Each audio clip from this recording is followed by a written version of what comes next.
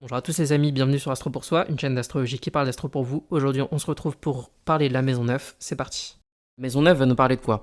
Au niveau des principes, la maison 9, ça va être l'expansion de soi.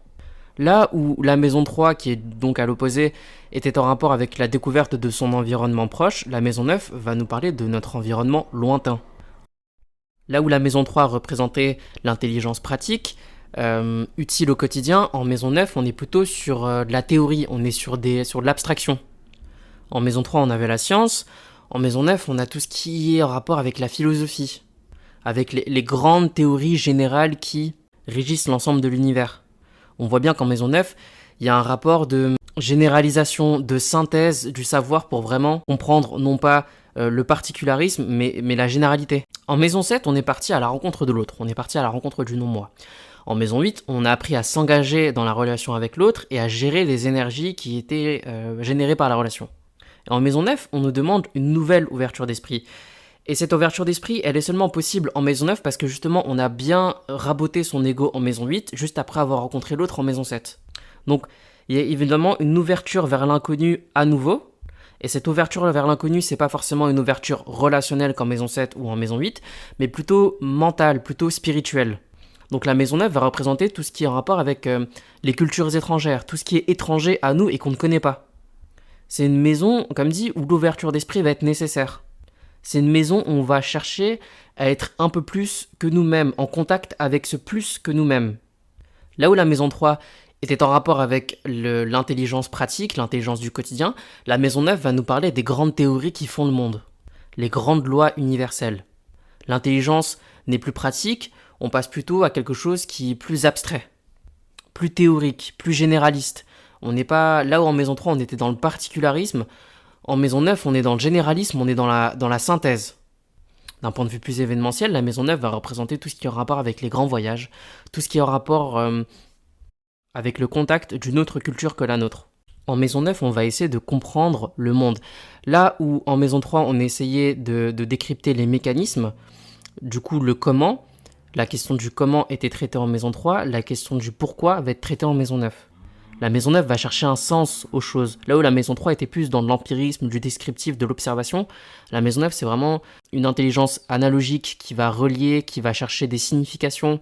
On va être dans les systèmes symboliques sont tous reliés à la maison 9. L'astrologie est en maison 9. Pourquoi? Parce que l'astrologie c'est une arithmétique du sens.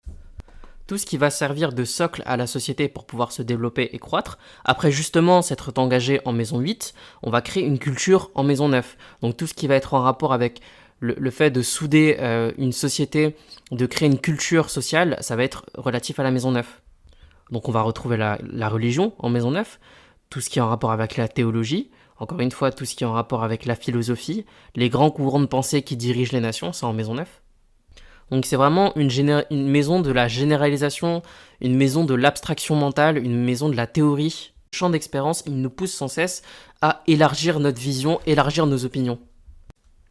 Donc c'est intéressant parce que ça veut dire que d'un point de vue astrologique, la rencontre d'une autre culture est synonyme d'enrichissement. Mais à la fois, il est nécessaire qu'il y ait un socle commun culturel aux hommes pour pouvoir créer ce qu'on appelle une société. Ça commence par la tribu, puis d'autres tribus, puis ça finit effectivement par une société à plusieurs millions d'individus. Une personne qui va avoir beaucoup de planètes en maison 9, c'est quelqu'un qui va être naturellement attiré par d'autres cultures, des cultures étrangères. C'est aussi une personne qui va vouloir par exemple beaucoup voyager.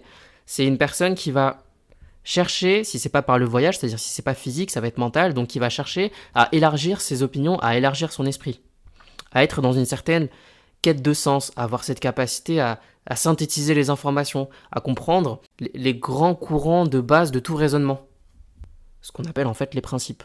Le signe qui va se trouver à la pointe de la maison 9, c'est la qualité d'énergie que vous allez utiliser naturellement et instinctivement pour rentrer en expansion, pour vous étendre, que ce soit physiquement, spirituellement ou mentalement parlant. Les planètes qui sont en maison 9, c'est des fonctions psychologiques que vous allez utiliser justement pour vous étendre. Au niveau spirituel, évidemment, la maison 9, c'est le début de la recherche de Dieu. C'est le début de la quête du divin. Pourquoi? Parce que lorsqu'on va se poser des questions sur pourquoi cet univers, forcément, il y a la question du divin qui va se poser. Donc les champs d'expérience de la maison 9, ils sont assez vastes aussi. Comme je disais, c'est tout autant le voyage que la religion, la sociologie, la théologie, l'ethnologie, et le système de loi aussi, parce qu'en Maisonneuve, c'est l'ensemble de ce qui fait la culture sociale, donc les lois vont intervenir dedans. Si je prends quelques exemples, Vénus en Maisonneuve, ça peut être tout simplement un attrait particulier au niveau des valeurs pour une culture étrangère. D'un point de vue plus anecdotique, plus événementiel, c'est je rencontre l'amour à l'étranger, où je suis plus susceptible d'être dans des rapports affectifs et sentimentaux lorsque je suis dans un pays étranger. La lune en 9, c'est lorsque je trouve un sens profond aux choses que je me sens le plus en sécurité.